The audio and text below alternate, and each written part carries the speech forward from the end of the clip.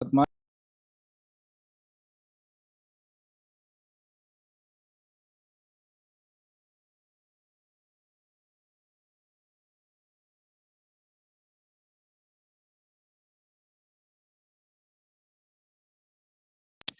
الله الرحمن الرحيم.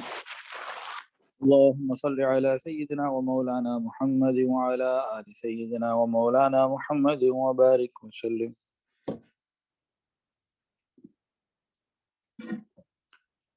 حسبنا الله ونعم الوكيل.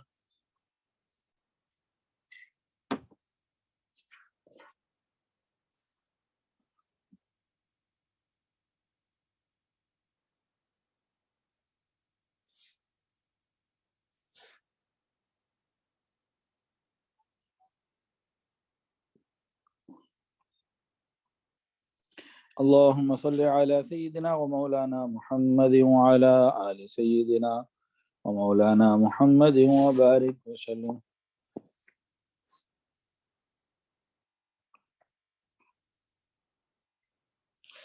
يا خفي اللطف أدركني بلطفك الخفي.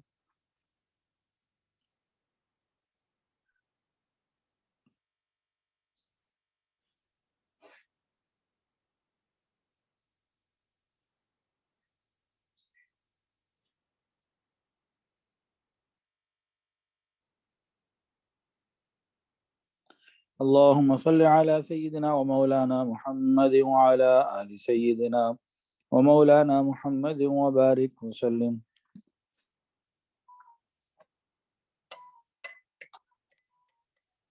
لا حول ولا قوة إلا بالله.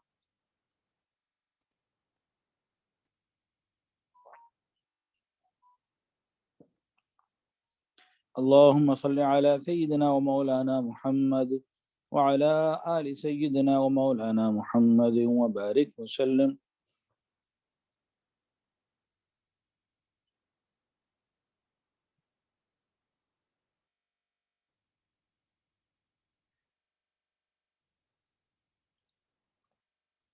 لا إله إلا أنت سبحانك إني كنت من الظالمين.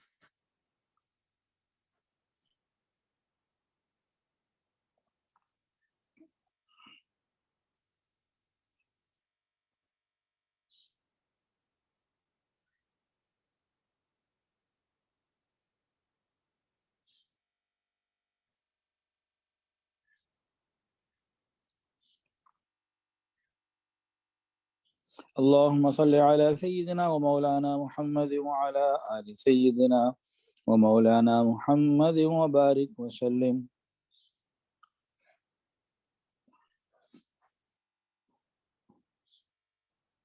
يا حي يا قيوم برحمتك أستغيث.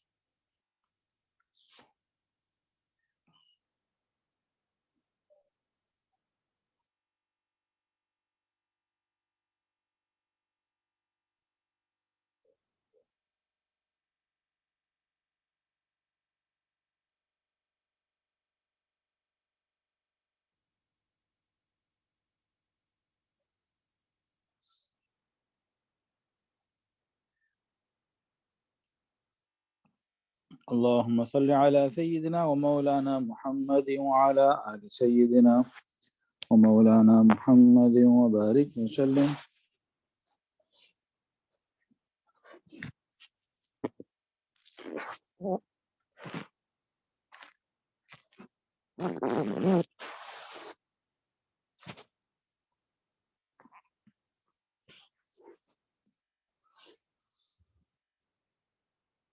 والله ذو فضل على المؤمنين.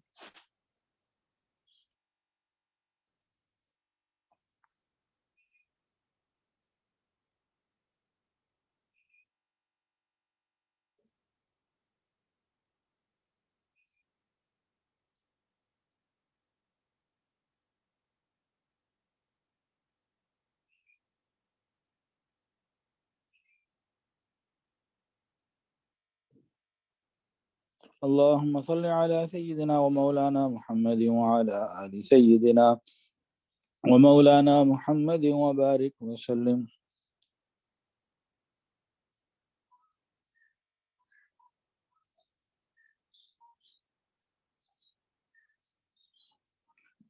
انا للہ و انا الیہ راجعون.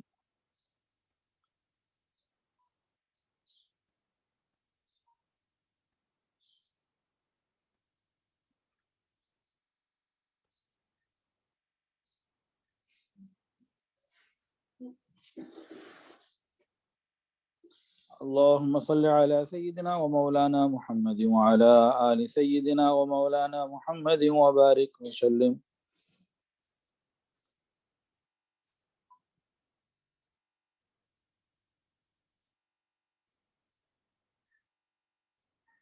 الله ولي الذين آمنوا.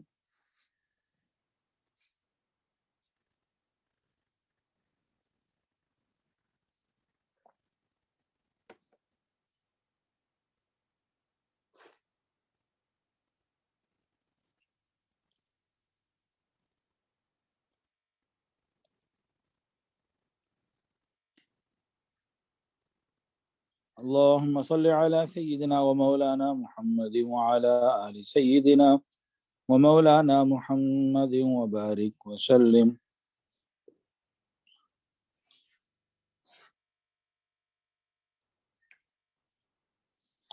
والله ولي المؤمنين.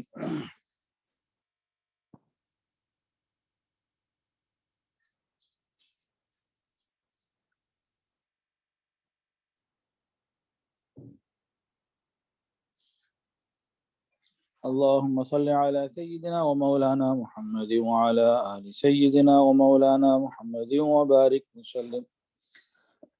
دعا کے الحمدللہ رب العالمین وصلی اللہ علی النبی الامی الکریم.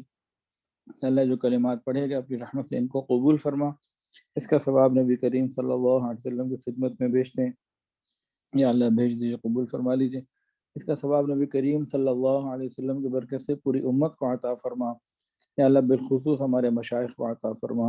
نبی کریم ہماری تمام پریشانیوں کو اپنی رحمت سے دور فرما. صلی اللہ تعالی علی خیر خلقہ سیدنا و مولانا محمد وعلی آلہ واصحابہ واہل بیتہ اجمعین. آمین یا رب العالمین. آمین برحمتک یا ارحم الراحمین.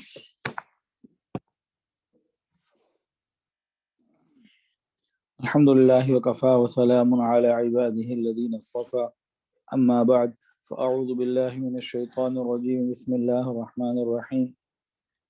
واتبع سبيل من أناب إلي. سبحان ربك رب العزة عما يصفون وسلام على المرسلين والحمد لله رب العالمين. اللهم صل على سيدنا ومولانا محمد وعلى آل سيدنا ومولانا محمد وبارك وسلم. اللهم صل على سيدنا ومولانا محمد وعلى آل سيدنا ومولانا محمد وبارك وسلم. اللهم صل على سيدنا ومولانا محمد وعلى آل سيدنا ومولانا محمد وبارك وسلم.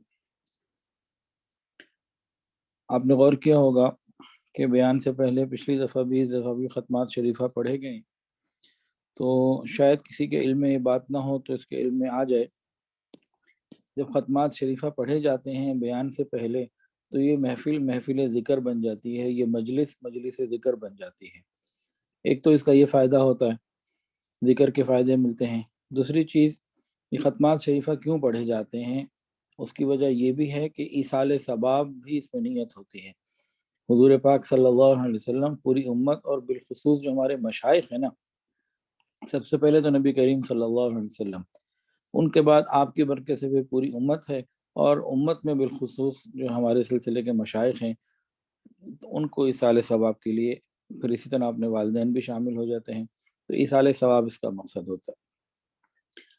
اللہ تعالیٰ اس کو قبول فرمائے. اچھا، آج ہماری جو بات چیت آگے بڑھ رہی ہے وہ ضرورت مرشد. ہمیں کسی کو شیخ کیوں بنانا چاہیے، شیخ کی ضرورت کیا ہے. مرشد بھی کہتے ہیں، پیر بھی کہتے ہیں. مرشد کہتے ہیں عربی میں، پیر کہتے ہیں فارسی میں، تاہم شیخ بھی کہتے ہیں. تو ہمیں استاد کی، ٹیچر کی ایک روحانی طور پر کیوں ضرورت پیش آتی ہے، اس کے اوپر انشاءاللہ زیادہ بات ہوگی، اور کچھ تھوڑی بہت آداب کے اوپر بات ہوگی. میں انشاءاللہ 3-4 کتابوں کے نام بتا دوں گا، تو وہ اگر ہم لوگ PDF میں لے لیں بازار سے منگوا لیں، جہاں سے ملتی ہے وہ جگہ بھی انشاءاللہ میں بتا دوں گا، آپ لوگوں کو علم ہو جائے گا، کوئی منگوانا چاہے تو منگوا لے۔ جب میں بیعت ہوا تھا حضرت جی سے، نہیں بیعت نہیں، جب تصوف کے اسباق شروع کیے تھے نا، بیعت تو پہلے سے تھا، جب باقاعدہ تصوف کے اسباق شروع کیے تھے نا، اس وقت پر حضرت جی نے مجھے 2 کتابوں کا فرمایا تھا کہ حافظ صاحب ان کو خریدیں اور پڑھیں۔ پھر میں نے ان کو خریدا، اس میں ایک کتاب کا نام ہے تصوف و سلوک، اور دوسری کتاب کا نام ہے با ادب با نصیب۔ تاہم میں 3-4 کتابوں کے نام لکھ کے دوں گا آج ہی کسی وقت انشاءاللہ العزیز، پھر آپ لوگ اس کو جہاں سے مل سکے لے لیں اور اس کو آہستہ آہستہ اپنے مطالعے میں رکھیں، زندگی بھر چلتا رہے گا اس سے انشاءاللہ تعالی۔ دیکھیں جی، ہر دور اور ہر زمانے میں انسانیت کی ہدایت کے لیے اللہ رب العزت نے جن چیزوں کو ذریعہ بنایا، ان میں سے ایک تو رجال اللہ اور دوسرے کتاب اللہ، اللہ رب العزت کی کتاب اور اللہ رب العزت کے بندے۔ کئی مرتبہ ایسا تو ہوا کہ اللہ تعالیٰ نے رجال اللہ یعنی نبی کو مبعوث فرمایا، مگر کتاب اللہ یعنی کتاب نہیں بھیجی، لیکن ایسا کبھی نہیں ہوا کہ کتاب بھیج دی ہو مگر نبی کو نہ بھیجا ہو۔ اس دلیل سے معلوم ہو جاتا ہے کہ رجال اللہ کی اہمیت بہت زیادہ ہے۔ مزید ایک اور بات بھی غور کر لیجئے، آج تک کبھی کسی قوم پر عذاب نازل نہیں ہوا جب تک کہ اتمام حجت کے لیے کسی نبی کو، داعی کو نہ بھیج دیا ہو۔ وما كنا معذبین حتی نبعث رسولا، اور ہم کبھی سزا نہیں دیتے جب تک کسی رسول کو نہیں بھیج دیتے۔ تو ان باتوں سے معلوم ہو رہا ہے کہ ہر انسان کو اپنی تربیت کے لیے مربی کی اور تزکیے کے لیے مزکی کی ضرورت ہوتی ہے۔ تاہم اب اس میں دلائل ہیں، قرآن مجید سے بھی ہیں اور حدیث شریف سے بھی ہیں اور عقلی دلائل بھی ہیں، ان سب چیزوں کو آج ہم دیکھتے ہیں انشاءاللہ۔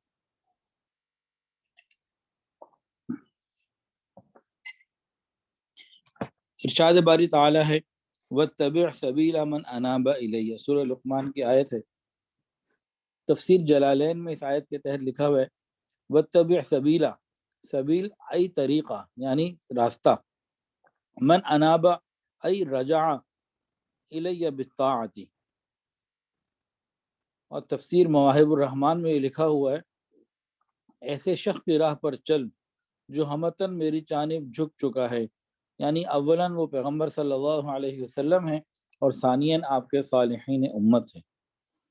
اور تفسیر عثمانی میں اس کا ترجمہ یوں کیا گیا وَاتَّبِعْ سَبِيلَ مَنْ أَنَابَ إِلَيَّ کا، یعنی پیغمبروں اور مخلص بندوں کی راہوں پر چل، کی راہ پر چل۔ اسی طرح قرآن مجید میں آتا ہے یا ایھا الذین آمنوا اتقوا اللہ وابتغوا الیہ الوسیلہ وجاہدوا فی سبیلہ لعلکم تفلحون۔ اس میں محققین جو مفسرین ہیں نا، وہ فرماتے ہیں الوسیلہ سے مراد مرشد ہے، جو سبب بنتا ہے اللہ تعالیٰ کے قرب کا اور انسان کی اصلاح کا، اور وجاہدوا فی سبیلہ میں نفس کے مجاہدے کے خلاف اشارہ ہے، نفس کے خلاف جو مجاہدہ کیا جاتا ہے اس کی طرف اشارہ، یعنی تصوف کی طرف اشارہ ہے۔ اور حدیث کے اندر آتا ہے المجاہد من جاہد نفسہ فی طاعت اللہ، مجاہد وہ ہے جو اپنے نفس کے ساتھ اللہ تعالیٰ کی اطاعت میں جہاد کرے۔ ہمارے شیخ حضرت پیر حافظ الفقار احمد نقشبندی دامت برکاتہ العالیہ، ان کے شیخ یعنی ہمارے دادا شیخ جو تھے مرشد عالم حضرت خواجہ غلام حبیب رحمۃ اللہ علیہ، اس آیت کے تحت اپنے بیانات میں فرماتے تھے لوگوں سے پوچھتے بھئی بتاؤ آسمان سے بارش کون برساتا ہے؟ لوگ کہتے اللہ، فرماتے دیکھو لیکن بادل وسیلہ بن جاتے ہیں۔ پھر پوچھتے اولاد کون دیتا ہے؟ لوگ کہتے اللہ، فرماتے ہاں اولاد تو اللہ ہی دیتا ہے لیکن والدین ذریعہ بن جاتے ہیں، وسیلہ بن جاتے ہیں۔ پھر پوچھتے دل میں انوارات کون ڈالتا ہے؟ تو لوگ کہتے اللہ، تو حضرت لیکن فرماتے کہ دیکھو انوارات تو اللہ ہی ڈالتا ہے لیکن پیر و مرشد اس کا ذریعہ وسیلہ بن جاتا ہے۔ اسی لیے اللہ تعالیٰ نے فرمایا وَابْتَغُوا إِلَيْهِ الْوَسِيلَہ، اس کی طرف وسیلہ ڈھونڈو۔ تو محققین فرماتے ہیں اس وسیلے سے مراد شیخ ہے، پیر ہے۔ قرآن مجید کی آیت ہے یا ایھا الذین آمنوا اتقوا اللہ وکونوا مع الصادقین، اے ایمان والو اللہ سے ڈرو یعنی تقوی اختیار کرو اور سچوں کے ساتھ رہو۔ حضرت مفتی محمد شفیع رحمۃ اللہ علیہ یہاں فرماتے ہیں کہ اس جگہ قرآن کریم نے علماء اور صلحاء کے بجائے صادقین کا لفظ اختیار فرما کر عالم اور صالح کی پہچان بتا دی کہ صالح صرف وہی شخص ہو سکتا ہے جس کا ظاہر و باطن یکساں ہو، نیت اور ارادے کا بھی سچا ہو، قول کا بھی سچا ہو، عمل کا بھی سچا ہو۔ صاف ظاہر ہے کہ آج کے دور میں صادقین کا مصداق مشائخ عظام ہی ہیں۔ تقریباً تمام مفسرین یہاں پہ مشائخ وقت مراد دیتے ہیں۔ وَكُونُوا مع الصادقین، سچوں کے ساتھ رہو، مشائخ وقت سے مراد لیتے ہیں۔ تفسیر روح المعانی میں علامہ آلوسی رحمۃ اللہ علیہ فرماتے ہیں کہ کتنے رہنے، ٹھیک ہے یہ تو بتا دیا کہ رہو اور مشائخ کے ساتھ رہو، بھئی ان کے ساتھ کتنا رہو، اس بارے میں روح المعانی میں لکھتے ہیں خالطوہم لتکونوا مثلہم، ان کے ساتھ اتنا رہو اتنا رہو اتنا رہو کہ ان جیسے ہی بن جاؤ۔ قرآن مجید کی ایک آیت میں ہے انعمت علیہم، سورہ فاتحہ میں۔ امام راضی اپنی تفسیر کبیر میں اس کے ذیل میں لکھتے ہیں کہ اللہ رب العزت نے صرف اہدنا الصراط المستقیم کے الفاظ پر کفایت نہیں کی، بلکہ صراط الذین انعمت علیہم ساتھ فرما دیا۔ یہ بات اس بات کے اوپر دلالت کرتی ہے کہ مرید کے مقامات ہدایت اور آگے ترقیوں تک پہنچنے کی سوائے اس کے کوئی صورت نہیں کہ وہ ایسے شیخ اور رہنما کی اقتداء کرے جو اسے سیدھے راستے پر چلائے، گمراہیوں سے اور غلطیوں سے بچائے۔ اور یہ اس بنا کے اوپر ضروری ہے کہ اکثر مخلوق پر نقص اور کوتاہی غالب ہے، یعنی اکثر لوگ جو ہے وہ ناقص ہوتے ہیں، کوتاہ ہوتے ہیں، ان کی عقلیں اور ان کے دماغ صحیح بات تک پہنچنے کے لیے کسی دوسرے کے محتاج ہوتے ہیں، اور بعض دفعہ غلط کو صحیح اور صحیح کو غلط سے تمیز کرنے میں پورے نہیں اتر پاتے۔ تو پھر ایسے لوگوں کو جو ناقص ہوں اور کوتاہی جن کے اوپر غالب ہو، ان لوگوں کو کسی ایسے کامل اقتداء کی ضرورت ہوتی ہے جو ناقص کی رہنمائی کرے۔ غور سے سنیے گا، تاکہ ناقص کی عقل کامل کے نور سے قوت پکڑے، ناقص کی عقل کامل کے نور سے قوت پکڑے۔ ایسے ہی کرنے سے ناقص انسان سعادتوں کے مدارج اور کمالات کی سیڑھیوں کو عبور کر سکتا ہے۔ پانچویں دلیل ہے وَلَوْ أَنَّهُمْ إِذْ ظَلَمُوا أَنفُسَهُمْ جَاءُوكَ۔ اس میں بعض مفسرین لکھتے ہیں کہ یہاں سے اشارہ یہ معلوم ہو رہا ہے، اس آیت میں دلالت ہے کہ گناہ گار بندہ اگر صالح اور پرہیزگار بندے سے اپنے لیے دعا کروائے، استغفار کروائے تو قابل قبول ہوتی ہے۔ تو حضور صلی اللہ علیہ وسلم کے زمانے میں تو صحابہ نبی علیہ السلام سے دعا استغفار کرواتے تھے۔ آج کل کے موجودہ زمانے میں مشائخ وقت جو ہیں ان کے پاس ان کے مریدین آئیں اور ان سے اپنے لیے دعا کروائیں، توبہ استغفار کروائیں، تو یہ اس کا قائم مقام بن جاتی ہے۔ تو ان ساری باتوں سے ثابت ہوا اگر کوئی کسی شیخ کامل اور کامل متبع شریعت کو تلاش کرے گا، وہ وابتغوا الیہ الوسیلۃ پر عمل کرے گا۔ اگر کوئی اس شیخ کے ہاتھ پر بیعت کر لے گا تو اذ ظلموا انفسہم جاؤک پر عمل کرے گا۔ اگر کوئی شیخ کامل کی صحبت میں بیٹھے گا تو کونوا مع الصادقین کا ثواب پائے گا۔ اور اگر کوئی شیخ کے کام اور ان کے شیخ کے جو نصائح ہوں گے، ان کی وعظ و نصیحت ہوگی، اس پر عمل کرے گا اور ان کے طریقے پر چلے گا تو واتبع سبیل من اناب الیہ پر عمل کرنے والوں میں شمار ہوگا۔ اور یہی راستہ صراط الذین انعمت علیہم کا مصداق ہے، جس پر چلنے کی ہر چھوٹا بڑا صبح شام ہر نماز کی ہر رکعت میں دعائیں کیا کرتا ہے۔ صراط الذین انعمت علیہم، اللہ مجھے ان لوگوں کے راستے پر چلا دیجئے جن کے اوپر آپ کا انعام ہوا۔ اب یہاں ایک سوال پیدا ہوتا ہے دلوں میں کہ بھئی آج کل کے حالات میں، زمانے میں تو صاحب شریعت مشائخ تو بہت تھوڑے ہیں، یہ خیال پیدا ہوتا ہے۔ تو اس کا کیا مطلب ہے؟ کیا اس کا مطلب یہ ہے کہ انسان تلاش ہی چھوڑ دے یا ان کی ضرورت کا انکار کر دے؟ کم ہونے کا نہ مطلب یہ ہے کہ انسان تلاش ہی نہ کرے، اور یہ مطلب بھی نہیں کہ ضرورت ہی کا انکار کر دے، بلکہ وہ تلاش کرے، تلاش کرنے پہ انشاءاللہ مل جائیں گے، اور ضرورت کا ہے اپنے اندر اعتقاد رکھے کہ ہاں ضرورت ہے۔ حضرت سفیان ثوری رحمۃ اللہ علیہ فرماتے تھے اہل حق کے راستے کو اختیار کرو اور اہل حق کی قلت سے مت گھبراؤ۔ امام شاطبی رحمۃ اللہ علیہ نے فضیل ابن عیاض رحمۃ اللہ علیہ کا قول نقل کیا ہے کہ ہدایت کے راستوں کی اتباع کرو، سالکین کی قلت تجھے نقصان دہ نہ ہو، گمراہی کے راستوں پر نہ چلو اور حالکین کی کثرت سے دھوکہ نہ کھاؤ۔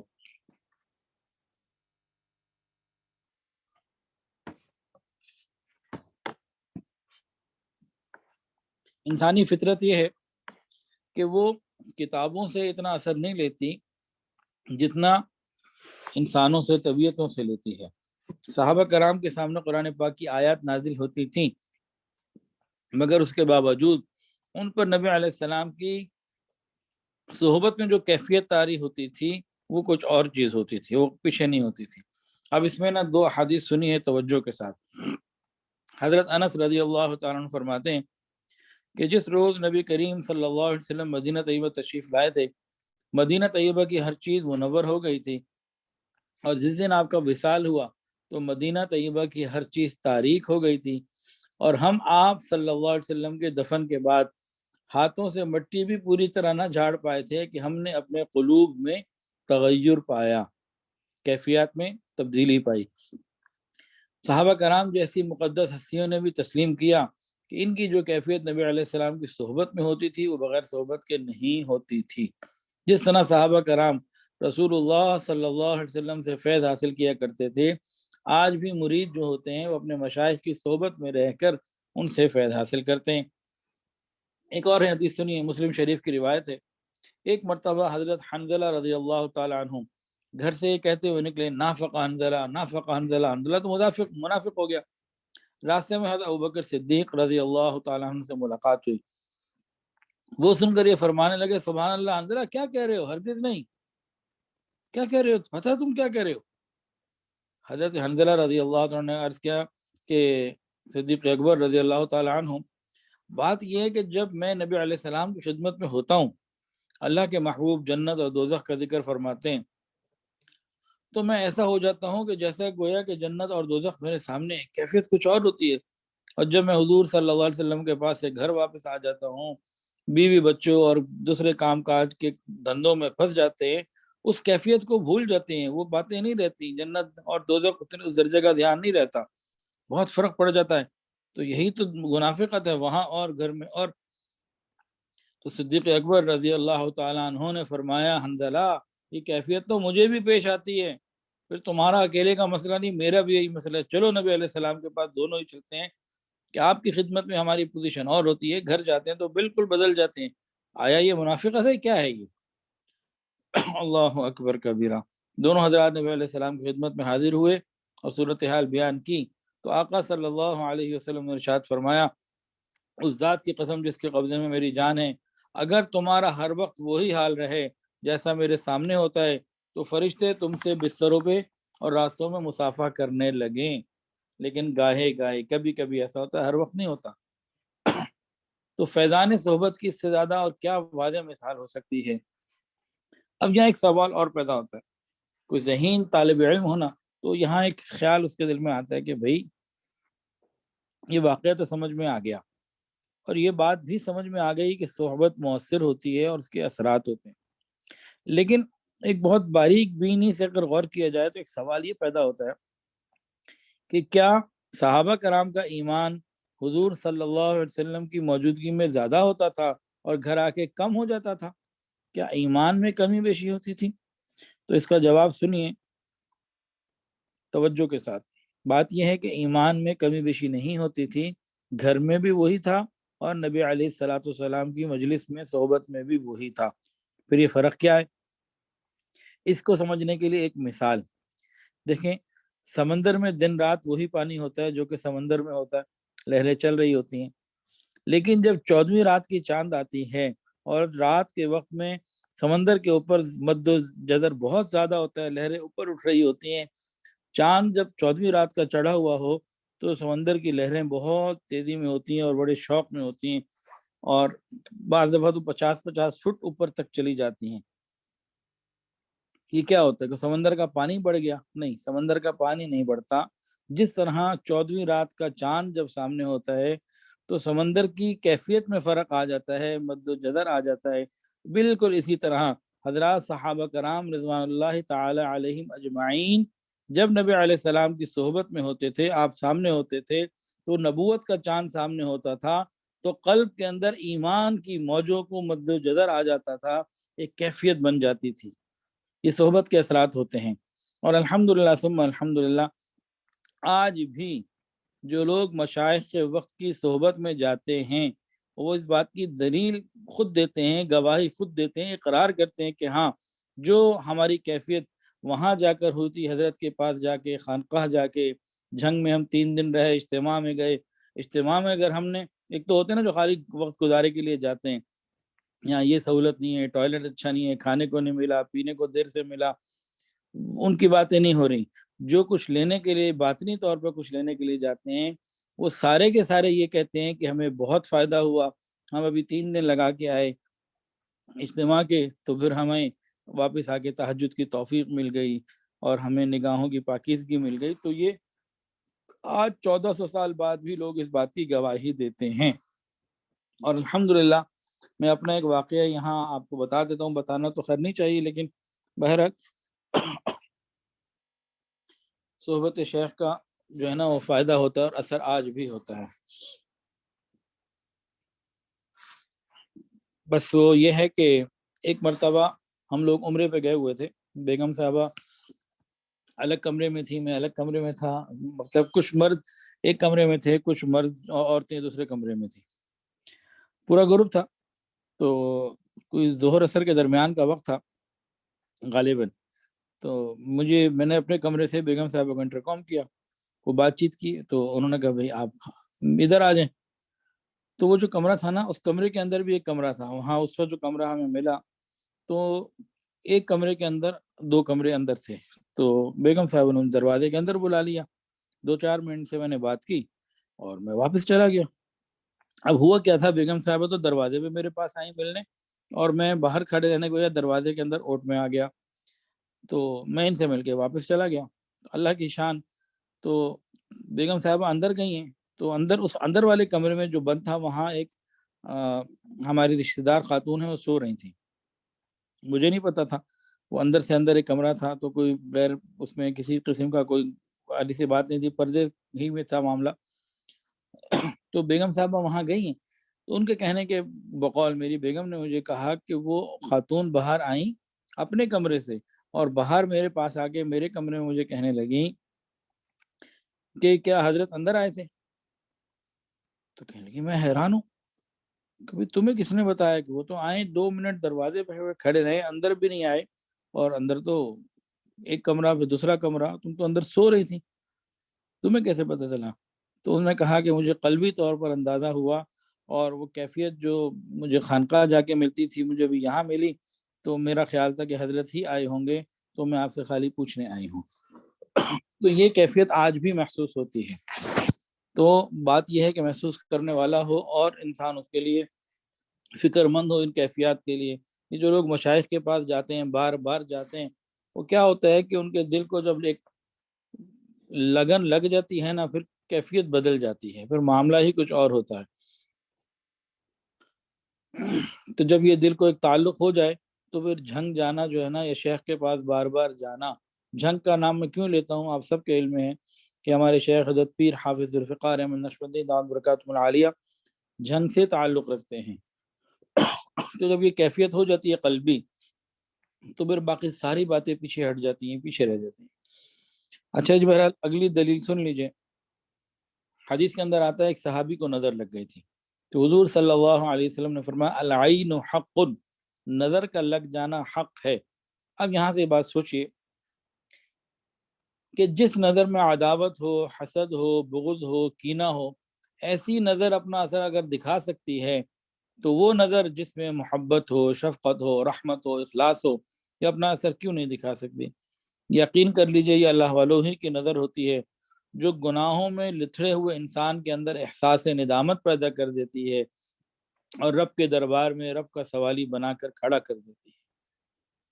نگاہ ولی میں وہ تاثیر دیکھی، بدلتی ہزاروں کی تقدیر دیکھی۔ اب کچھ عقلی دلائل بھی لے لیجئے۔ نفس اور شیطان انسان کے کھلم کھلا دشمن ہے، انسان کے اعمال کو مزین کر کے اس کے سامنے پیش کر دیتے ہیں، حتیٰ کہ بعض مرتبہ یہ کیفیت ہو جاتی ہے کہ گمراہی کے باوجود انسان اپنے آپ کو ہدایت پر سمجھ رہا ہوتا ہے۔ قرآن کے اندر آتا ہے وَيَحْسَبُونَ أَنَّهُمْ مُهْتَدُونَ وَيَحْسَبُونَ أَنَّهُمْ مُهْتَدُونَ، اور وہ گمان کرتے ہیں کہ ہم ہدایت پر ہیں۔ جس طرح درخت کو اپنے پھل بھاری معلوم نہیں ہوتے، اسی طرح انسان کو اپنے گناہ بھاری نہیں لگتے، لہذا اصلاح کے لیے کسی مربی کی ضرورت ہوتی ہے۔ دیکھیے، ایک طالب علم ہے، وہ کمرہ امتحان میں بیٹھا ہوا پیپر حل کر رہا ہے، پرچہ حل کر رہا ہے، وہ اپنے گمان میں ہر چیز ٹھیک لکھ رہا ہوتا ہے، سارے جوابات ٹھیک لکھ رہا ہوتا ہے۔ دیکھیں، اگر اسے پتا ہو کہ میں غلطی کر رہا ہوں تو وہ لکھے ہی کیوں؟ لیکن جب وہ اپنی طرف سے مکمل صحیح پرچہ دے کر استاد کے ہاتھ میں دے دیتا ہے، تو استاد جب اس کو دیکھتا ہے تو بعض جوابات کو کہتا ہے یہ ٹھیک ہے، اور بعض جگہ بتاتا ہے یہ غلط ہے، اور غلطیوں کی نشاندہی بھی کر دیتا ہے، تب طالب علم یہ تسلیم کرتا ہے کہ ہاں، مجھ سے غلطی ہوئی، یہ میری غلطی ہے۔ کہ انسان اپنی غلطی خود نہیں نکال سکتا۔ اسی طریقے سے سالک جو ہوتا ہے، بعض مرتبہ اپنے زعم میں تحدیث بن نعمہ سمجھ کر کسی بات کا اظہار کرتا ہے، مگر شیخ پہچان لیتا ہے کہ یہ تکبر ہے، یہ عجب ہے۔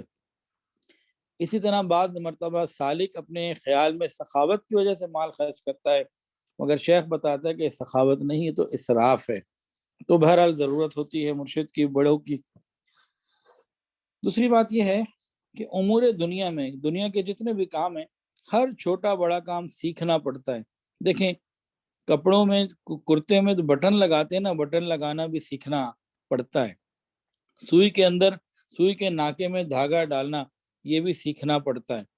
معمولی سے معمولی کام بھی دنیا کا بغیر سیکھے نہیں آتا، تو کیا دین سیکھنے کی ضرورت نہیں؟ نبی علیہ السلام نے فرمایا انما بعثت معلما، نبی علیہ السلام نے صحابہ کرام کو دین سکھایا، اور صحابہ نے فرمایا ہم نے پہلے ایمان سیکھا اور پھر قرآن سیکھا۔ تو آج ظلمت اور گمراہی کے اس دور میں دین ہمیں بغیر سیکھے کیسے آئے گا؟ خالی گوگل ہی سے سیکھتے رہیں گے تو جدھر گوگل جائے گا ادھر ہی پھر ہم بھی چلے جائیں گے۔ اللہ تعالی ہماری حفاظت فرمائے۔ پہلے زمانے میں نا 4 امام ہوتے تھے، آج 5 امام ہیں۔ پہلے 4 امام کون سے تھے؟ امام اعظم امام ابو حنیفہ رحمۃ اللہ علیہ، امام شافعی رحمۃ اللہ علیہ، امام احمد بن حنبل رحمۃ اللہ علیہ، اور امام مالک رحمۃ اللہ علیہ۔ یہ 4 امام تھے پہلے۔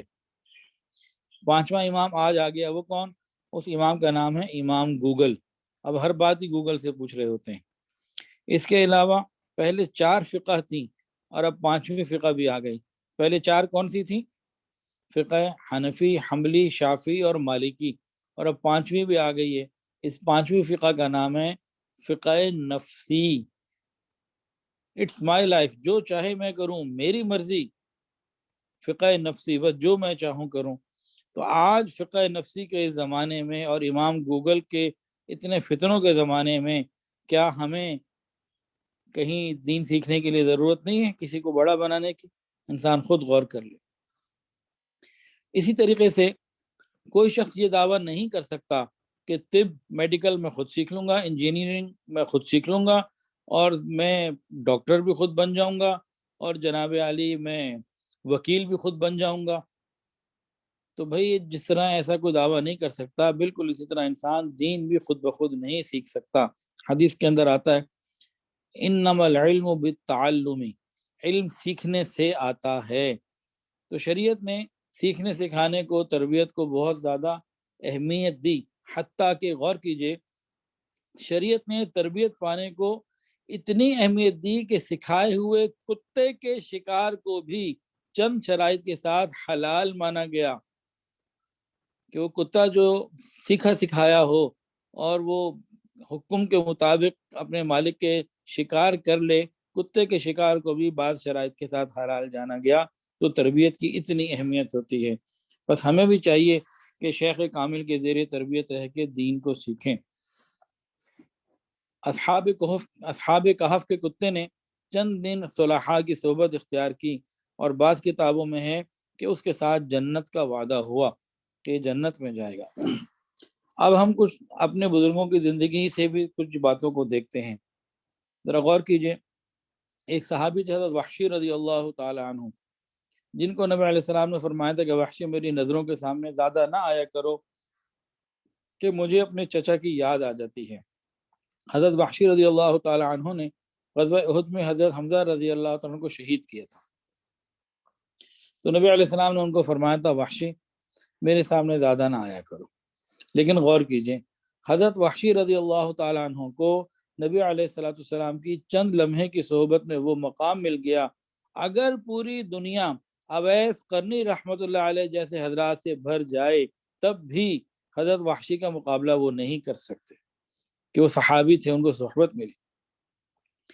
اسی طریقے سے کسی سے پوچھا گیا، ایک بہت بڑے بزرگ سے غالباً امام شافعی رحمۃ اللہ علیہ سے پوچھا گیا کہ بھئی حضرت امیر معاویہ رضی اللہ تعالیٰ عنہ کا دور زیادہ، حضرت امیر معاویہ رضی اللہ تعالیٰ عنہ کا مقام زیادہ بلند ہے یا عمر ابن عبد العزیز رحمۃ اللہ علیہ کا مقام زیادہ بلند ہے؟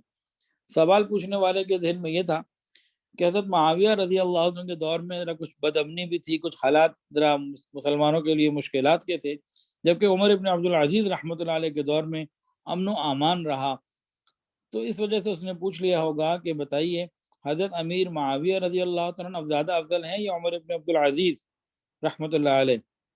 تو جواب دیا امام شافعی یا جن سے پوچھا گیا تھا غالباً امام شافعی رحمۃ اللہ علیہ، انہوں نے فرمایا کہ سنو، سیدنا امیر معاویہ رضی اللہ تعالی عنہ جب گھوڑے پر سوار ہو کے نبی علیہ السلام کے ہمراہ جہاد پر نکلتے تھے تو اس گھوڑوں کے نتنوں میں جو مٹی جاتی تھی وہ مٹی بھی عمر ابن عبد العزیز سے بہتر ہے۔ عمر تو ابھی اس مٹی کے مقام تک نہیں پہنچ سکتے جو اس گھوڑے کے نتنوں میں جاتی تھی۔ معلوم یہ ہوا کہ صحبت کا نعم البدل کوئی اور چیز نہیں ہو سکتی۔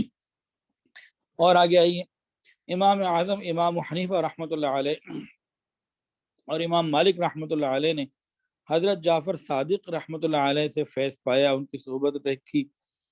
امام اعظم نے 2 سال ان کے پاس گزارے اور فرماتے تھے لولا السنتان لہلک النعمان، یہ 2 سال جو میں نے امام جعفر صادق کے ہاں گزارے ہیں، ان کے پاس آنا جانا رکھا، رابطہ رکھا، یہ 2 سال نہ ہوتے تو نعمان ہلاک ہو جاتا۔ امام اعظم نے اپنے شاگرد امام ابو یوسف کو وصیت فرمائی تھی کہ لوگوں کے درمیان ہوتے ہوئے اللہ تعالیٰ کا ذکر زیادہ کیا کرو تاکہ لوگ تم سے ذکر سیکھیں۔ امام شافعی رحمۃ اللہ علیہ نے امام محمد بن حسن شیبانی سے فیض پایا۔ اب امام شافعی کا قول سنیے، توجہ کے ساتھ سنیے۔ امام شافعی فرماتے ہیں کہ میں نے صوفیاء کی صحبت اختیار کی اور ان کی 2 باتوں سے مجھے بڑا فائدہ ملا۔ ایک یہ کہ وقت ایک تلوار ہے، اگر تم اسے نہیں کاٹو گے تو وہ تم کو کاٹ دے گا۔ دوسری بات یہ کہ اگر تم اپنے نفس کو حق میں یعنی نیک کاموں میں مشغول نہ کرو گے تو وہ تمہیں باطل یعنی گناہوں میں مشغول کر دے گا۔ دوبارہ سن لیجئے، امام شافعی رحمۃ اللہ علیہ کا مشہور قول ہے، فرماتے ہیں کہ میں نے صوفیاء کی صحبت اختیار کی اور ان کی 2 باتوں سے بڑا نفع پایا۔ ایک یہ کہ وقت ایک تلوار ہے، اگر تم اس کو نہیں کاٹو گے تو وہ تم کو کاٹ دے گا۔ دوسری یہ بات، اگر تم اپنے نفس کو حق میں مشغول نہ کرو گے تو تمہیں باطل میں مشغول کر دے گا۔ امام احمد بن حنبل رحمۃ اللہ علیہ اپنے وقت کے ولی کامل بشر حافی رحمۃ اللہ علیہ کی خدمت میں جایا کرتے تھے۔ ایک دن طلباء نے پوچھا حضرت آپ اتنے بڑے عالم، اتنے بڑے جبال العلم، ایک ایسے شخص کے پاس جاتے ہیں جو عالم بھی نہیں ہے؟ امام احمد بن حنبل نے فرمایا، ایک عجیب جواب دیا جو انہی کو سوٹ کرتا تھا وہی دے سکتے تھے۔ انہوں نے فرمایا میں عالم بکتاب اللہ ہوں اور بشر حافی عالم باللہ ہیں، اور عالم باللہ کو عالم بکتاب اللہ کے اوپر فضیلت نصیب ہے۔ اللہ اکبر کبیرہ۔ ایک شخص امام احمد بن حنبل کے پاس آیا رحمۃ اللہ علیہ، پوچھا مل اخلاص، اخلاص کیا ہے؟ آپ نے جواب دیا اعمال کے مصائب سے چھٹکارے کا نام اخلاص ہے۔ اس نے ایک اور سوال پوچھا توکل کیا ہے؟ فرمایا اللہ تعالیٰ پر اعتماد کرنا۔ پھر اس نے پوچھا رضا کیا ہے؟ اللہ تعالیٰ کی رضا کے بارے رضا کیا ہے؟ مر رضا؟ تو فرمایا تمام امور اللہ کے سپرد کر دینا، یہ رضا ہے۔ پھر اس نے ایک آخری سوال پوچھا محبت کیا چیز ہے؟ امام احمد بن حنبل نے سوال سنا، فرمایا کہ دیکھو بھائی، یہ سوال بشر حافی سے پوچھو، جب تک وہ زندہ ہیں میں جواب نہیں دے سکتا۔ امام غزالی رحمۃ اللہ علیہ وہ فرماتے ہیں کہ میں نے طریقہ تصوف شیخ بو علی فارمدی رحمۃ اللہ علیہ سے اخذ کیا ہے، عبادت اور ذکر میں ان کے دستور کو اپنایا ہے اس طرح مجھے تکالیف سے نجات ملی، مشقتوں سے چھٹکارا ملا، اور جو کچھ میں نے باطنی طور پر پانا تھا وہ پا لیا۔ امام راضی رحمۃ اللہ علیہ وہ شیخ نجم الدین کبریٰ رحمۃ اللہ علیہ سے بیعت تھے، وہ ان کے مرید تھے۔ مولانا روم رحمۃ اللہ علیہ کا واقعہ تو بہت مشہور ہے، آپ لوگوں نے بھی یقیناً سنا ہوگا کہ مولانا روم رحمۃ اللہ علیہ اپنے وقت کے شہر کے بہت بڑے عالم تھے، خطیب تھے، اور ان کا طوطی بولتا تھا، اور ان کے علم کے لوگ قدردان تھے، بڑی ان کی حیثیت تھی۔ لیکن مولانا روم خود فرماتے ہیں اپنے بارے میں، مولوی ہرگز نہ شد مولائے روم، مولوی ہرگز نہ شد مولائے روم، تا غلام شمس تبریزی نہ باشد، کہ مولوی روم والوں کا مولا اس وقت تک نہ بن سکا جب تک شمس تبریزی کا غلام نہ بن گیا۔ ہوا کیا تھا، شمس تبریز رحمۃ اللہ علیہ اللہ کی محبت میں بہت بڑھے ہوئے تھے، وہ اللہ تعالیٰ سے مانگتے تھے، یا اللہ میرے دل کے اندر جو سینے کے اندر سمندر ہے محبت الہی کا، مجھے کوئی ایسا برتن دے دے کہ میں اپنی چیزیں اس کے اندر انڈیل دوں۔ تو ان کی دعا کی قبولیت میں مولانا روم رحمۃ اللہ علیہ کو اللہ نے چن لیا۔ ان کی پہلی ملاقات بعض کتابوں میں جو لکھی وہ اس طریقے کی ہے کہ مولانا روم رحمۃ اللہ علیہ طلباء کو پڑھا رہے تھے، اور قریب ہی ایک حوض بھی تھا۔ آج کل تو واش روم ہوتے ہیں، ٹوائلٹس ہوتے ہیں، اور باقاعدہ نلکے لگے ہوتے ہیں، تو اس زمانے میں تو ایسی چیزیں نہیں تھیں، تو وضو وغیرہ کے لیے کہ ایک حوض تھا، بہرحال وہاں پڑھا رہے تھے۔ شمس تبریز رحمۃ اللہ علیہ جب ادھر آئے تو مولانا روم کو دیکھا کہ طلباء کو پڑھا رہے ہیں، اور ہاتھ میں کتابیں، ہاتھ میں کوئی کتاب تھی۔ اس زمانے کی جو کتابیں ہوتی تھیں آج کل کے زمانوں کی طرح نہیں ہوتی تھیں جو باقاعدہ پریس سے پرنٹ ہو کے آتی ہیں، اس زمانے میں ہاتھ سے لکھتے تھے، مخطوطہ کتابیں ہوتی تھیں۔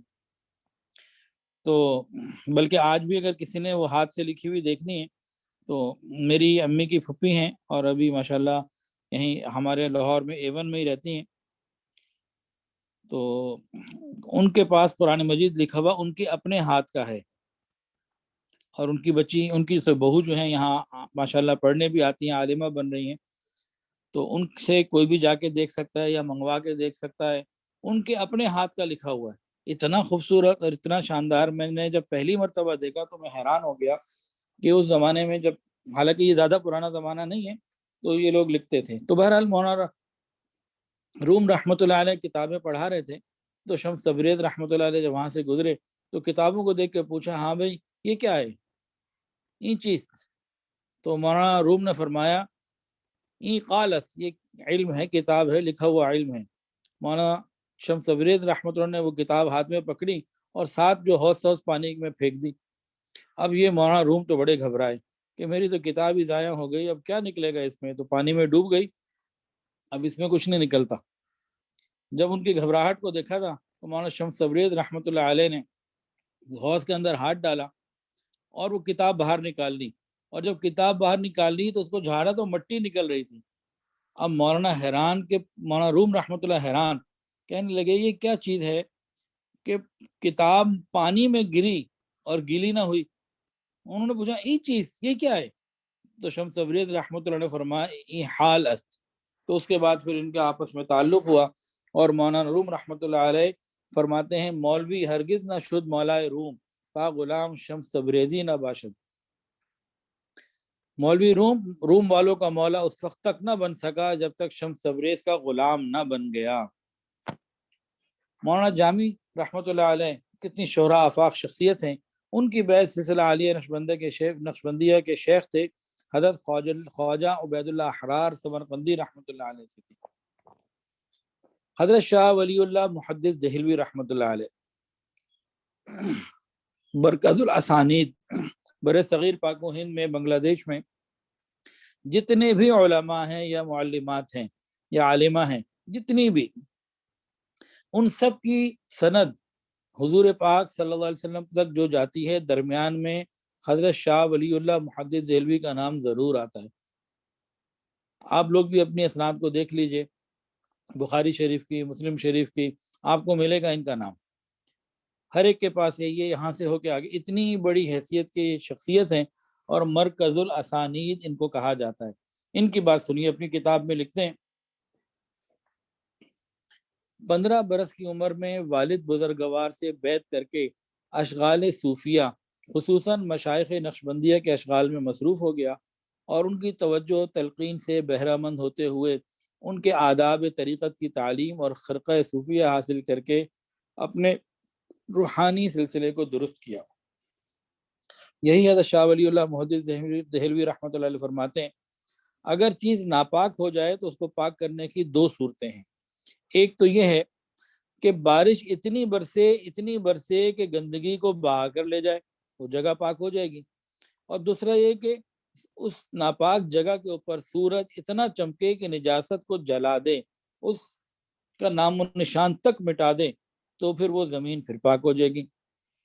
تو ناپاک زمین کے پاک ہونے کی دو صورتیں، نمبر ایک کہ بارش اتنی برسے کہ گندگی وہاں بہ جائے، دوسرا سورج اتنا چمکے کہ نجاست جل جائے۔ فرماتے ہیں کہ بالکل اسی طرح قلب کی زمین، دل کی زمین کی پاکی کے لیے بھی دو ہی چیزیں ہیں، ایک ذکر الہی جس کی مثال بارش کے مانند ہے، انسان ذکر کثرت سے کرتا چلا جائے، اللہ کی رحمتوں کی بارش ایسی ہوگی دل کی گندگیوں کو بہا کے لے جائے گی، اور دوسرا شیخ کامل جس کی مثال سورج کی سی ہے، اس کے دل کی توجہات اتنی پڑتی ہیں کہ دلوں کے اندر سے گندگیاں دور ہو جاتی ہیں۔ تو ذکر سے بھی دل صاف ہوتا ہے اور شیخ کی توجہات سے بھی دل صاف ہوتا ہے۔ ایک بزرگ گزرے ہیں، محدث بھی تھے، مفسر بھی تھے، صوفی بھی تھے اور قاضی بھی تھے، حضرت قاضی ثناء اللہ پانی پتی رحمۃ اللہ علیہ۔ ان کا تعلق تھا شیخ مرزا مظہر جانے جانا رحمۃ اللہ علیہ سے، اور اسی لیے انہوں نے اپنی تفسیر کا نام تفسیر مظہری رکھا۔ اور تفسیر مظہری کا مقام اگر آپ نے دیکھنا ہو تو ایک تفسیر ہے تفسیر معارف القرآن، حضرت مفتی محمد شفیع رحمۃ اللہ علیہ کی آپ لوگوں نے یقیناً دیکھی ہوگی، پڑھی ہوگی۔ اس میں جگہ جگہ تفسیر مظہری کا ریفرنس آتا ہے، یعنی تفسیر مظہری اور تفاسیر کے لیے ریفرنس بن گئی۔ اور قریب آ جائیں، حضرت مولانا قاسم نانوتوی رحمۃ اللہ علیہ، حضرت مولانا رشید احمد گنگوہی رحمۃ اللہ علیہ، اگرچہ علم کے آفتاب اور مہتاب تھے، تاہم ان کی بیعت کا تعلق حضرت حاجی امداد اللہ مہاجر مکی رحمۃ اللہ علیہ سے تھا، جبکہ حاجی صاحب عالم باقاعدہ نہ تھے، لیکن ایک اللہ کی طرف سے نسبت حاصل کیے ہوئے تھے۔ لہذا آج بھی کوئی سالک وصول اللہ کی منزل تک پہنچنا چاہے تو اسے انہی راستوں پہ چلنا ہوگا جن پر سلف صالحین نے چل کر وصول اللہ کی نعمت کو حاصل کیا۔ اب جن شیخ سے بیعت ہونا، ان کی کیا صفات ہونی چاہیے، تھوڑی سی بات اس پر بھی ہو جائے۔ علماء کرام نے لکھا ہے کہ شیخ کامل میں اس حدیث کی صفات تو ضرور ہونی چاہیے کہ دھوکے کے گھر سے دوری اختیار کرنا، ہمیشہ کے گھر کی طرف متوجہ ہونا، اور موت کے آنے سے پہلے اس کی تیاری کرنا۔ یعنی شیخ کے اندر یہ تین باتیں تو ضرور ہوں کہ وہ دھوکے کے گھر سے دوری اختیار کرتا ہو، آخرت کی طرف متوجہ رہتا ہو، اور موت کے آنے سے پہلے اس کی تیاری کرتا ہو۔ صاحب نسبت ہو، یعنی کسی بزرگ سے اجازت یافتہ ہو اور سلسلے کے کام کے لیے مامور ہو، اور صاحب ارشاد ہو، صاحب تصرف ہو، اور صاحب علم ہو۔ یہ چند صفات ہیں۔ تاہم علامہ ابن عربی رحمۃ اللہ علیہ نے شیخ کامل کی تین صفات لکھی ہیں۔ فرماتے ہیں کہ اس کا دین انبیاء کا سا ہو، تدبیر اطباء کی سی ہو، اور سیاست بادشاہوں کی سی ہو۔ بقول شخص ہے وہی تیرے زمانے کا امام برحق، جو تجھے حاضر و موجود سے بیدار کرے، موت کے آئینے میں تجھ کو دکھا کر رخ دوست، زندگی تیرے لیے اور بھی دشوار کرے، دے کے احساس ضیاء تیرا لہو گرما دے، فقر کی سان چڑھا کر تجھے تلوار کرے۔ تو اللہ تعالی ہمیں بھی اللہ والوں کی صحبت جو ہے وہ حاصل کرنے کی توفیق عطا فرمائے۔ اب آخر میں چند باتیں جو ہے نا آداب مرشد کے حوالے سے ہیں، ان میں سے بعض چیزیں میں بتا دیتا ہوں، لیکن یہ ہے کہ ان کتابوں کو ہم حاصل کریں اور ان میں ان تفصیلات کو دیکھیں تو بات بہت اچھے طریقے سے کھل جائے گی۔ قرآن مجید میں اللہ تعالیٰ فرماتے ہیں لا تقدموا بین یدی اللہ ورسولہ، اور ایک جگہ فرمایا لا ترفعوا اصواتکم فوق صوت النبی۔ ان آیات کا مقصود مومنین کو آداب کی تعلیم دینا ہے۔ حضور پاک صلی اللہ علیہ وسلم نے ارشاد فرمایا ادبنی ربی فاحسن تعدیبی، میرے رب نے مجھے ادب سکھایا بس بہت ہی اچھا ادب سکھایا۔ ان باتوں سے معلوم ہوتا ہے کہ سالک کے لیے آداب کی رعایت بہت ضروری ہے۔ خاموش اے دل بھری محفل میں چلانا نہیں اچھا، خاموش اے دل بھری محفل میں چلانا نہیں اچھا، ادب پہلا قرینہ ہے محبت کے قرینوں میں۔ بزرگوں نے فرمایا کہ تصوف سراسر ادب کا نام ہے۔ کسی نے کہا دوستو اپنے آپ کو ادب سکھاؤ، کیونکہ عشق کے راستے سارے ہی آداب سے آگے طے ہوتے ہیں۔ تو بہرحال ان کتابوں میں وہ آداب بھی لکھے ہوئے ہیں کہ شیخ کے آداب کو انسان توجہ کے ساتھ دیکھے اور فرما برداری کے ساتھ زندگی گزارے، تو پھر آگے ترقی کرنا بہت آسان ہو جاتا ہے، اور انسان بے ادبی کے وبال سے جتنا گرتا ہے نا، بڑے بڑے گناہوں سے اتنا نہیں گر پاتا۔ اللہ تعالی ہم سب کی حفاظت فرمائے۔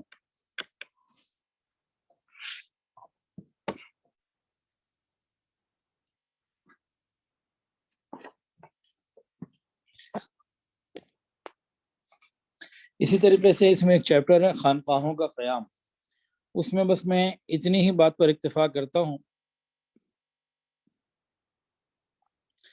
شیخ الحدیث مولانا زکریا رحمۃ اللہ علیہ لکھتے ہیں کہ آج خانقاہوں کے بیٹھنے والوں پر ہر طرح سے الزام ہیں، ہر طرف سے فقرے کسے جاتے ہیں۔ آج جس کا چاہے جتنا دل چاہے انہیں برا بھلا کہہ دے، کل جب قیامت کے دن آنکھ کھلے گی اس وقت حقیقت معلوم ہوگی ان خانقاہوں میں بیٹھنے والے، ان بوریوں پر بیٹھنے والے کیا کچھ کما کر لے گئے، جب وہاں جنت میں بالا خانوں پہ وہ مزیدار ہوں گے، مزے سے بیٹھے ہوئے ہوں گے۔ ان قریب جب غبار ہٹ جائے گا تو معلوم ہوگا کہ آپ گھوڑے پر سوار تھے یا گدھے پر سوار تھے۔ اگر دنیا میں طب جسمانی یعنی میڈیکل کی تعلیم نہ ہو اور نہ ہی اس کی کوئی درس گاہ ہو، تو نتیجہ یہ نکلے گا کہ دنیا جسمانی بیماریوں سے بھر جائے گی اور کوئی طبیب، معالج، ڈاکٹر نہیں ملے گا۔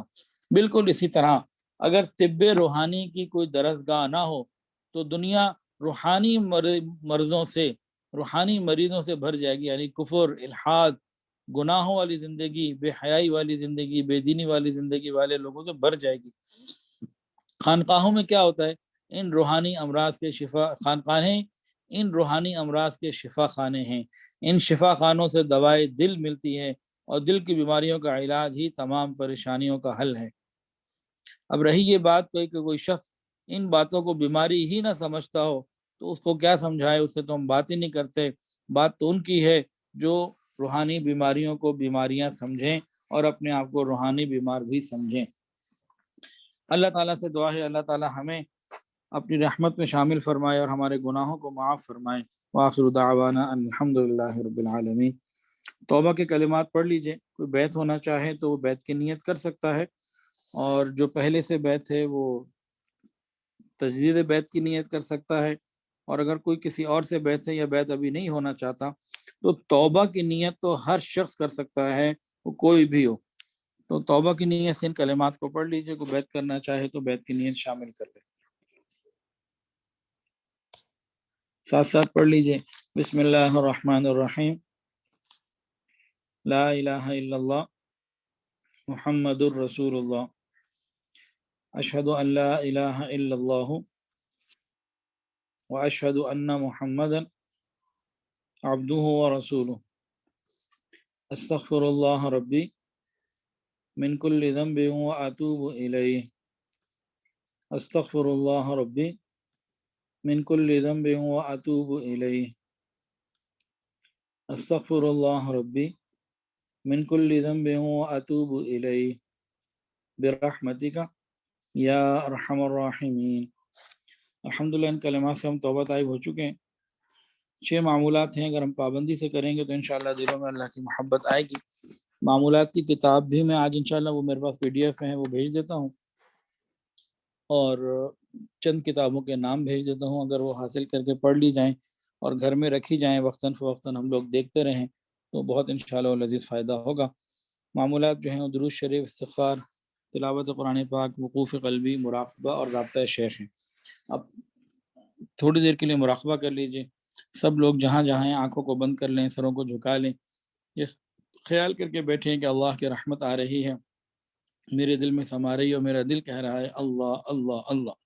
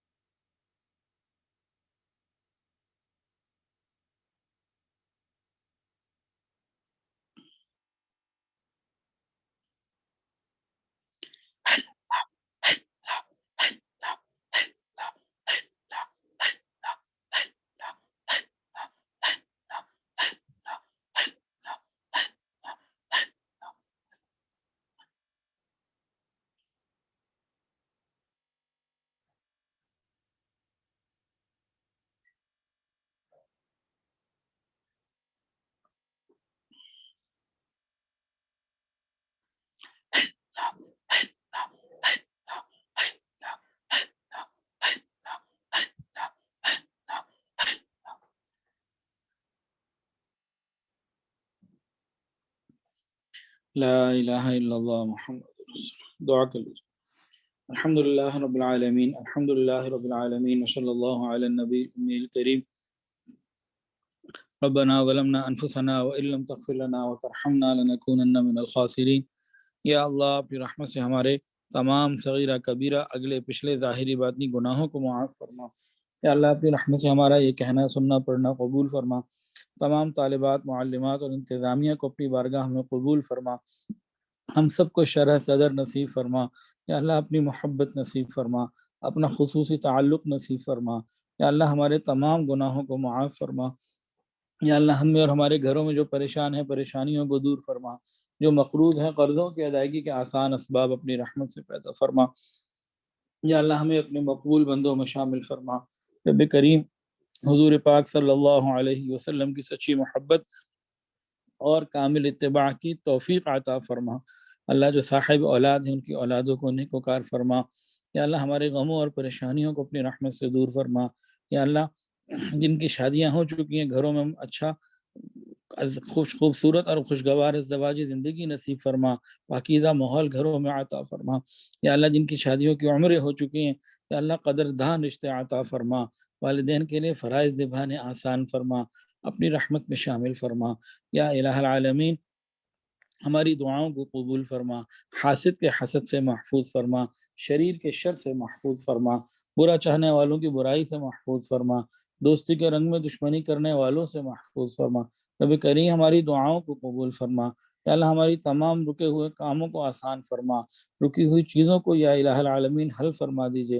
یا الہ العالمین موت سے پہلے ہمیں موت کی تیاری کی توفیق عطا فرما۔ یا اللہ ہماری قبر کو جنت کا باغ بنا دینا۔ یا الہ العالمین قیامت کے دن اپنے عرش کا سایہ عطا فرما دینا۔ قیامت کے دن رسول اللہ صلی اللہ علیہ وسلم کی شفاعت عطا فرمانا۔ قیامت کی ہولناکیوں میں نبی علیہ السلام کی معیت عطا فرما۔ یا الہ العالمین بغیر عذاب اور بغیر حساب میں جنت، بغیر عذاب اور بغیر حساب کے جنت میں داخلہ نصیب فرما۔ یا اللہ ہمارے وہ عزیز و قارب دنیا سے جا چکے ہیں، رب کریم ان سب کی کلی مغفرت فرما، ان کو کروٹ کروٹ جنت نصیب فرما، ان کی قبروں کو یا الہ العالمین تحد نگاہ وسعت عطا فرما اور جنت کا باغ بنا۔ یا الہ العالمین ہمارے گھروں میں جو بیمار ہیں شفا عطا فرما، ہم پر اپنی خصوصی رحمت کی نظر فرما۔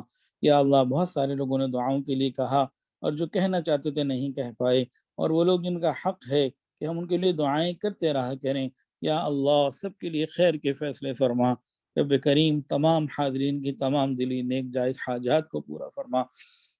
یا اللہ افاق المدارس کے امتحانات بہت قریب آ گئے، اللہ اس میں سب کو نمایاں کامیابی عطا فرما، سب کے لیے خیر اور برکت کا معاملہ فرما۔ یا الہ العالمین ہمارے ادارے الکحف ایجوکیشنل ٹرسٹ، ابراہیم اکیڈمی، جامعہ رقیہ بنات، سارے شعبوں کو اپنی رحمت سے قبول فرما۔ ٹاؤن شپ میں اوپر ابھی ہم نے 2 ہال بنانے کا ارادہ کیا ہے، یا الہ العالمین اس میں بھی آسانیاں اور کامیابیاں عطا فرما، اور اس کو ہم سب کے لیے یا اللہ نافع بنا۔ وصلی اللہ تعالی علی خیر خلقہ سیدنا و مولانا محمد وعلی آلہ واصحابہ واہل بیتہ اجمعین، آمین یا رب العالمین، آمین برحمتک یا ارحم۔